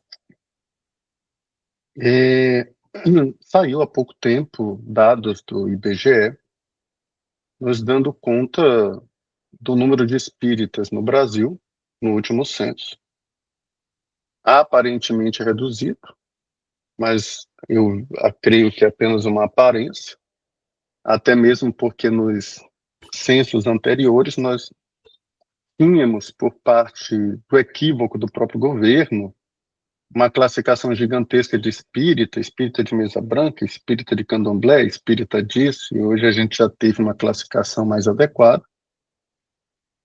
Mas, de qualquer maneira, quando eu estava refletindo sobre isso, com uma amiga, eu fiz a seguinte pergunta para ela. O número de físicos, de pessoas graduadas em física, na tua visão, é um número maior ou um número menor que o de espíritas no Brasil? E ela sabiamente respondeu, menor. Praticamente, a graduação em física só tem em universidades públicas, você não encontra em universidades particulares, com um número pequeno. Não chegaríamos nem perto dos milhões de espíritas que nós temos. Perfeito. Então, com um número menor de físicos, os físicos, eles impactaram o mundo. E ela disse assim, não há dúvidas. Quando nós olhamos o avião, há física nisso. Quando nós olhamos trilhões de bits transmitindo essa conversa por meio de uma rede mundial de computadores, há física. Quando nós ligamos um ar-condicionado, há física. Os físicos, em número menor do que o de espíritas, impactaram o mundo. Nós parece que realmente não estamos conseguindo cumprir isso. Às vezes eu me vejo, pelo menos em nome do movimento espírita, como aquele servo que recebeu um talento e escondeu na terra. Parece que nós temos um saber tão ou mais precioso do que a física, que poderia impactar o mundo. Imagine, se a física impactou o mundo e mudou tudo, imagine esses saberes, se eles fossem tão comuns quanto os saberes da física, como crença, eu não falo nem como conhecimento, como crença. Assim como a gravidade é uma crença, assim como a eletrodinâmica é uma crença, eu sei que se eu não colocar o dedo na tomada, eu vou pegar choque, eu não tenho conhecimento de eletricidade em nada, mas só esse saber, só essa crença já é suficiente. Nós não precisamos de conhecimentos profundos. Eu, por exemplo, não preciso ser um virologista para ir tomar vacina. Basta eu ter a crença de que a vacina faz bem. Imagina um mundo onde tentaram destruir as crenças. Imagina um lugar em que você não confia mais no avião, porque se você não confiar no avião, você vai achar que ele vai cair. Ninguém viaja mais de avião. Ninguém mais toma vacina. É necessário, como disseram os espíritos na questão 798 do Livro dos Espíritos, essa questão é de uma profundidade sem igual. Kardec pergunta: o espiritismo se tornará crença comum ou ficará sendo partilhado como crença apenas por algumas pessoas? Eles dizem: se tornará crença geral e marcará uma nova era para a humanidade. Como é que um saber vai abrir uma nova era para a humanidade, se tornar uma crença geral, se ele não estiver nas escolas, se ele não estiver nas famílias, se ele não estiver nas academias? A visão de Viana de Carvalho na obra Atualidade do Pensamento Espírita foi tão larga que Viana de Carvalho, representando uma série de espíritos, diz que o espiritismo influenciaria a zoologia, a pedagogia, a psiquiatria, o direito, a psicologia, ou seja, todos os saberes humanos seriam influenciados pelo pensamento espírita. Então, focando agora na pergunta, se nós não vulgarizarmos essas ideias, a gente vai ficar distrito apenas a um grupo de pessoas que a gente vai ficar pensando que vai fazer no centro espírita. E eu estou falando de um grupo que não representa nem 2% da população brasileira, 1,6%. Imagine impactar o mundo, porque quando a Patrícia traz os problemas graves, esses não são problemas dos espíritas, que a gente vai resolver no centro. É problema do mundo, é um problema das pessoas. E nós temos um saber que pode, juntamente com outros saberes, colaborar positivamente. Pode colaborar muito. Mas nós ainda não estamos espalhando esse saber. Existem aí alguns muros que impedem com que eles sejam espalhados. A gente precisa, obviamente, em outra oportunidade, em outro momento, discutir isso. Mas esse seria um ponto. O segundo ponto é que o despertar da consciência, ele não é exógeno. Isso aí é um outro desafio gigantesco que nós temos. Ele não vem de fora. Vejamos que alguns espíritos estiveram bem pertinho de Jesus. Exemplo de Pôncio Pilatos, não despertaram. Públio Lentulus conversou com Jesus. Despertou na encarnação seguinte. Naquela não. Naquela manteve a esposa 30 anos como escrava doméstica. Então me parece que não foi culpa de Jesus, não foi erro dele, não foi falha dele. Assim, pais também se esforçarão muito. Filhos darão alguns passos. Isso não quer dizer que haja um despertar, porque a natureza não dá saltos. E é essa beleza do processo evolutivo. Eu tenho filhos que eu estou comemorando os pequenos passos que estão sendo dados. A minha mãe me ensinou uma coisa muito bonita.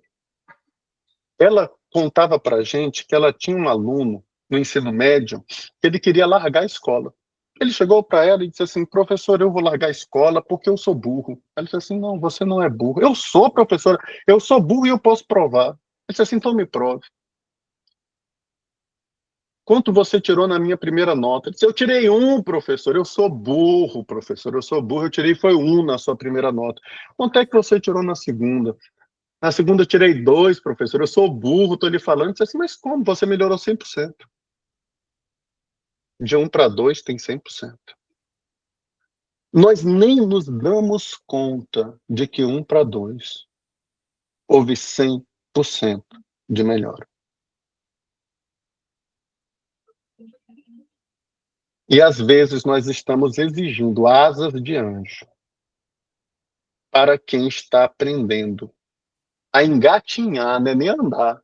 E eu não estou falando de crianças, eu estou falando de espíritos encarnados, que às vezes são os pais que a gente está exigindo asas de anjo. E eles são os pigmeus morais, utilizando a expressão de Joana de Ângeles. Eles são as crianças, e eu quero que eles tenham asas de anjos.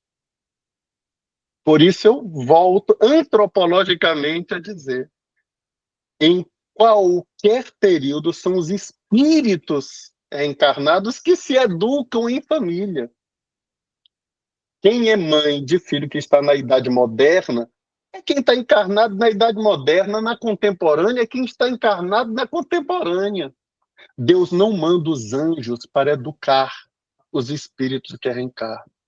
Ele não manda os espíritos puros ou os espíritos bons. São os imperfeitos nisso.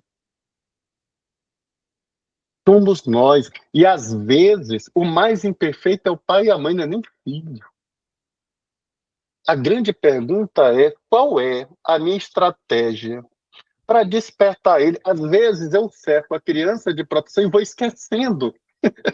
Pai e mãe, que às vezes são mais necessitados, como espíritos. E aí é a beleza que o Espiritismo nos traz, porque o Espiritismo nos permite enxergar ontologicamente a alma, independentemente da existência, e nos faz ver o espírito existencialmente falando. Nessa existência, nesse momento ele é mãe, nesse momento ele é filho, nesse momento ele é pai. Mas antes de ser mãe e pai, ele é espírito, ontologicamente falando. E como espírito, o nível evolutivo dele é esse bem aqui. Mas, às vezes, a minha visão materialista faz eu exigir de um espírito muito imperfeito, como ele já tem 40 anos, me faz exigir um comportamento de um espírito mais evoluído, de uma evolução que ele ainda não alcançou. E o espiritismo nos permite ver essa dificuldade, que o materialismo não nos faz ver. O materialismo não nos permite ver esse tipo de problema. E é por isso que é tão desafiador.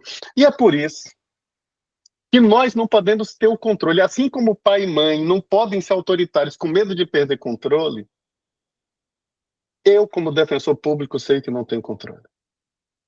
Patrícia, como terapeuta, sabe que não tem controle. Nós estamos colaborando, mas há muitas decisões que não são nossas. Há muitas situações que não dependem de nós. É como o semeador. O semeador sai a semear. O terreno não é com ele. Porque o modelo de semeadura, naquela época, era diferente do que a Embrapa apresenta hoje, que você primeiro prepara a terra e depois semeia. Não, naquela época você primeiro semeava. Se a terra fosse boa, que bom. Então, nós somos semeadores. A terra não é com a gente. O nosso papel é semear. É fazer o melhor que a gente pode fazer. A Patrícia, como terapeuta, fazer o melhor que ela pode fazer. O terreno não é com ela. Porque quem está com a enxada para preparar essa terra chama-se vida. A vida vai dar os golpes na terra, não a Patrícia.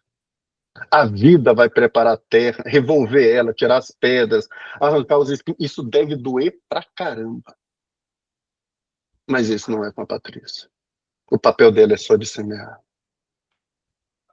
Ela não foi paga para arrancar as ervas no campo que é o mundo. Não somos a palmatória do mundo. E que nós possamos semear no nosso lar. Sabendo que um filho hoje pode ser o terreno, que é o caminho, o outro pode ser o pedregulho, o outro pode ser até fértil, mas vai dar só 30 por 1. Outro, que está melhor, mais avançado, vai dar 60. Outro vai dar 90. Todo aquele que plantando duas roseiras, se zanga porque uma deu 2 botões de rosa e outra não deu nenhum. Ele pode plantar na mesma terra, aguar com a mesma água, fertilizar com o mesmo adubo. Ele não tem controle dos botões de rosa.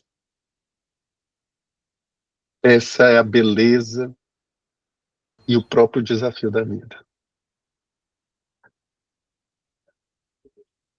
Raimundo.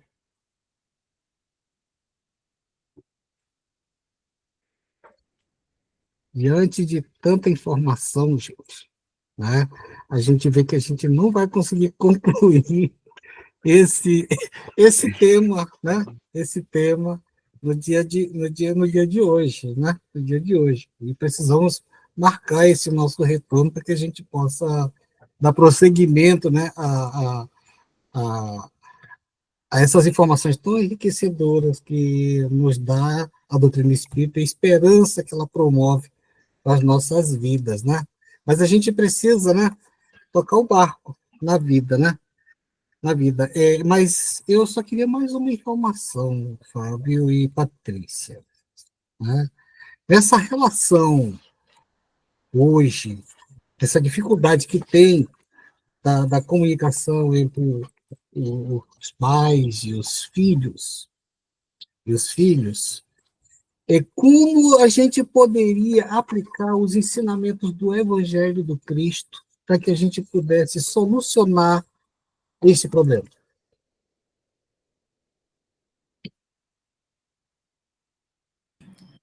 Quer começar, Patrícia? Você está perguntando como, sob a ótica do Evangelho, nós poderíamos solucionar esse problema? Nesse problema. Acho que Fábio já falou tão bonito sobre essa situação, dizendo que nós somos só semeadores. Eu fiquei aqui bebendo na fonte, escutando o Fábio falar e lembrando que realmente a gente às vezes se sente grande, se sente responsável, e na verdade nós somos meros instrumentos, né? Mas que tudo pertence ao nosso Criador. E aí a gente entende que por mais que haja essas dificuldades todos, esses pseudos erros, a gente sabe que nenhuma configuração familiar é um erro, porque o infortúnio não erra de endereço. E a gente sabe que toda família é um campo de aprendizado. É a reunião de espíritos que podem ser de afetos ou desafetos, mas que estão ali para resgatar as relações. E muitas vezes necessários que haja esses embates. E como bem frisou o Fábio, e eu vejo isso no consultório também, as famílias trazem o pequeno para que eu possa dizer alguma coisa acerca do pequeno. Mas aí, às vezes, na maioria das vezes, aquela criança é o espelho de um adulto, de um pai, de uma mãe que está precisando de ajuda. E aí eu digo sempre, não adianta eu mexer na filial, eu tenho que mexer na matriz, porque senão eu vou enxugar gelo. Porque se eu não mexer nesse pai que é adoecido, e está adoecido esse filho, eu nada posso fazer. Então, para que a gente não saia daqui com a sensação de que o mundo está perdido e que nada se pode fazer, a gente sabe que o otimismo nasce da fé raciocinada. E isso Kardec nos ensinou, né? Que nós precisamos reconhecer que a educação dos filhos não exige a perfeição dos pais, porque senão nós estaremos perdidos. Mas exige um esforço contínuo, autorreflexão e boa vontade de amar. O que nós precisamos fazer é unir as mãos, né, unir os esforços, como o Fábio bem falou, de semeadores que somos, para animar essas pessoas a continuar a caminhada. Porque talvez, isso eu digo, talvez, nós estejamos um passo à frente delas, porque já conhecemos a doutrina espírita, já entendemos que não estamos aqui por acaso, e que no atual estágio do planeta Terra, nós já sabíamos que esses espíritos iriam reencarnar. porque eles precisam reencarnar no planeta Terra, trazendo toda essa bagagem de dificuldades para parar as nossas arestas e nos dá a oportunidade de sermos melhores. Muitas vezes achamos que estamos fazendo por eles, estamos sendo caridosos para com eles, e eles estão sendo conosco. Eu digo que meus filhos são instrumentos do meu aperfeiçoamento da Terra, porque se não fosse por eles, eu não teria melhorado tanto que eu já melhorei. E às vezes a gente acha que nós vamos educar nossos filhos quando são eles que nos educam. Então, o Criador, ele é sábio quando nos reúne no mesmo lar, porque o lar é uma escola e nós vamos aprender mutuamente uns com os outros, fazendo essa troca. Nós estamos caminhando juntos, porque quando eles se tornam adultos, nós nos tornamos irmãos em Cristo. E a gente vai minimamente ajudando um ao outro a ser menos ruim, porque no estágio atual em que nós estamos, no planeta de provas e expiações, nós ainda estamos longe de sermos bons. Porque quando Cristo passou por aqui, que ele foi chamado de bom, ele chamou a atenção de quem o nomeou assim, dizendo bom, só o Pai. Então, nós temos que realmente reconhecer as nossas limitações e entender que o que podemos fazer, como bem disse o Fábio, é semear. Porque cada um de nós é um terreno numa escala evolutiva espiritual. E cada um vai responder desse lugar em que se encontra, dentro da sua natureza. Porque, embora estejamos na mesma casa, muitas vezes dormindo juntos, como já disse André Luiz, nós somos completamente diferentes. E precisamos, minimamente, respeitar essas diferenças, porque cada um tem um tempo, cada um tem um ritmo. Mas a caminho estamos, e como disse Jesus, nenhuma ovelha se perderá. Então, que a gente não saia daqui com essa ideia de que estamos desamparados. Não. Nós nunca estamos desamparados, porque nós sabemos que o universo todo tem um código, tem um controle, tem alguém que a gente não vai te dizer que é alguém por falta de um vocábulo melhor, mas tem uma ordem, tem um controle. Nós não estamos soltos no espaço, sem saber para onde estamos caminhando. Embora a nossa pequenez espiritual, nossa miopia, não nos permita enxergar esse destino, mas sabemos que nada está fora da ordem.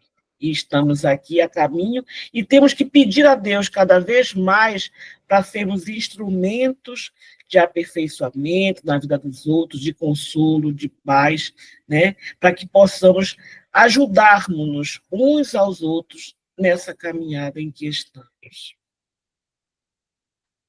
E, como últimas palavras, eu queria trazer um pensamento de Kardec e um pensamento de Bezerra para ilustrar como melhor utilizar o Evangelho em relação à pergunta feita. Bezerra de Menezes, em uma comunicação intitulada Jesus, Sol de Primeira Grandeza, que pode ser encontrada no livro Bezerra de Menezes Ontem e Hoje, publicada pela Federação Espírita Brasileira, ele diz que ainda hoje a experiência resulta das tentativas de acerto e de erro. Esse é o nosso processo de evolução.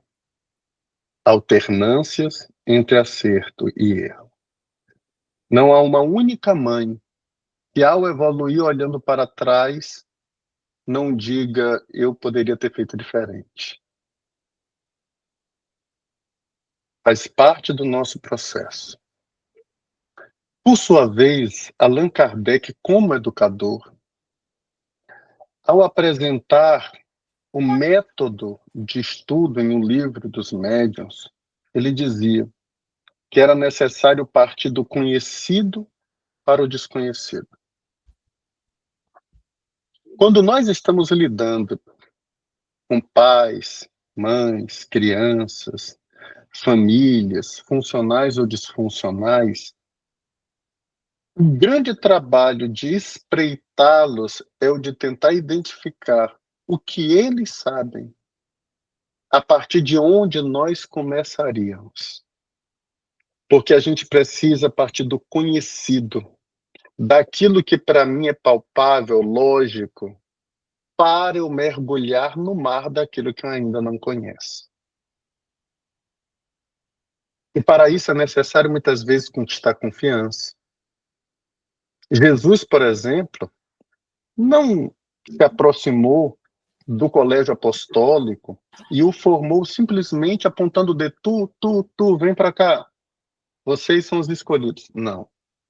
Ele se interessou por coisas que eram de interesses daqueles pescadores. Ele, até profissionalmente, era filho de carpinteiro, nem pescador era. A priori não tinha obrigação nenhuma de se interessar por peixe. Mas Pedro era pescador.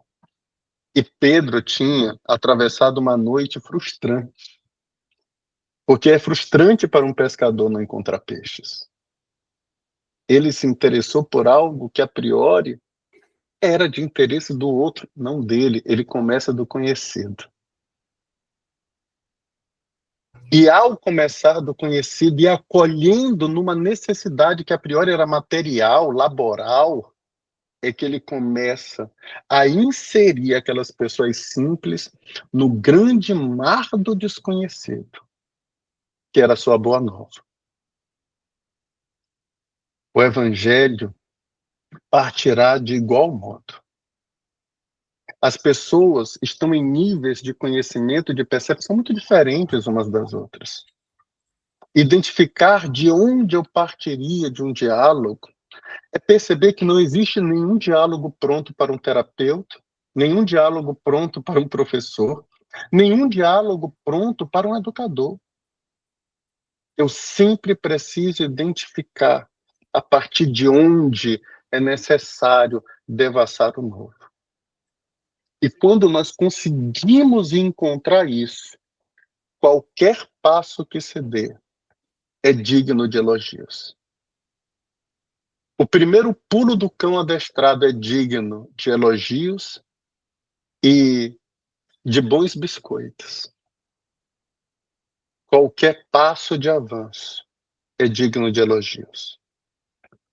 Talvez tenhamos perdido um pouco dessa psicologia positiva, dessa parentalidade positiva, dessa psiquiatria positiva, desse olhar positivo para o humano que traz dentro de si uma lei divina transcrita em sua consciência, que é a lei do progresso. Ele vai progredir. Está na consciência dele. Ele não tem outra alternativa. Ele vai progredir. Um dia se tornará anjo.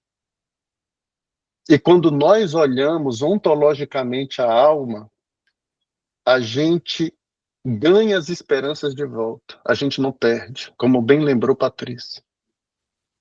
Quando nós compreendemos que há na consciência de cada um a lei do progresso transcrita, não tem jeito. Pode até demorar, mas progredirá.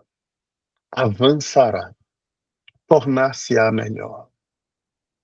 E Jesus está de braços abertos, nos esperando há muito tempo. Ainda não perdeu a paciência. Nem vai. Como é que nós, que nem puros somos, já perdemos a nossa? Ele há 2000 anos de braços abertos. E nós exigimos uma encarnação. Exigimos do outro. Às vezes não é nem uma encarnação. Eu quero que o outro se transforme em 10 anos. Em 5 anos. Então, o nosso trabalho é de semear e de dar condições. Mas existem elementos que são escolhas. Escolhas. E não tem como fugir delas.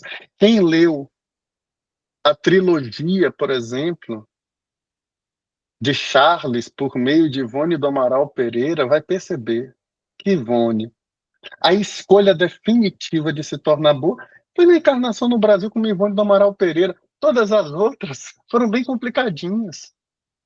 Mas isso não quer dizer que o anjo de guarda não tivesse até encarnado com ela. Estava encarnado para ajudar. Escolhas. Isso era porque ela era incompetente? Porque Charles foi incompetente? Porque Charles era um espírito imperfeito? Já era um espírito bom, auxiliando. Como Alcione foi um espírito bom ao lado de Pollux. Mas ela não pode substituir, nem se fosse mãe dele. Quinto Varro, como pai, não pôde substituir. Por melhor que seja. Existem decisões, crianças, não são páginas em brancos. Isso é proposta materialista. O materialismo não nos trouxe nenhuma resposta positiva de todas as promessas que fez.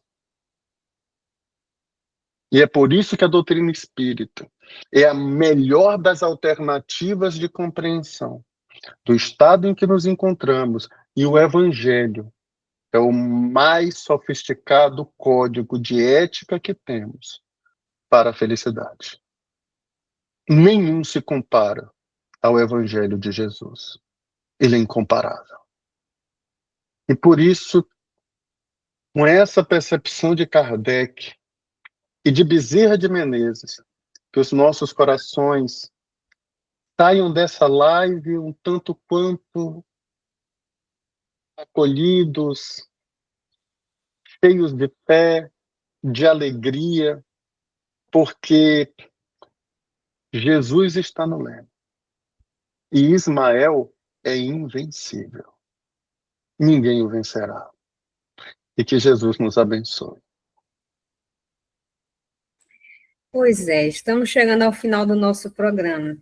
Meu querido Fábio, só gratidão pela oportunidade de reflexão e por tudo que tu nos trouxeste para a gente poder digerir e, assim, criar um senso crítico. Minha querida amiga Patrícia, a gente agradece a oportunidade de trabalho que tu nos chamou. Nós, de divulgar, a gente fica procurando trabalho. E, Patrícia, essa bela oportunidade que tu nos promoveu hoje foi de grande valia. E também, sim, toda a informação que tu nos trouxeste, vivência, que eu valorizo muito essa questão da vivência, porque às vezes a gente fica muito no campo do teórico, do texto, e às vezes essas experiências do dia a dia é que enriquece e solidifica aquilo que a gente vê nas páginas em si. Meu querido amigo e parceiro Raimundo, mais uma vez, mais um programa nós aqui. E a você que nos assiste, que nos acompanha, comente. Veja que hoje a gente trouxe muita informação, a gente precisa do feedback de vocês para a gente poder reunir novamente esse time e a gente continuar essa temática que é sem fim, vamos dizer assim, porque uma coisa puxa a outra e a gente não pode também se perder no meio de tanta informação. Então, agradecemos mais uma vez a oportunidade de estar com vocês, aos mais de 9.000 inscritos. Paz e alegria a todos e até a próxima oportunidade aqui no Grupo Divulgar Doutrina Espírita. Você ouviu o que é o Espiritismo?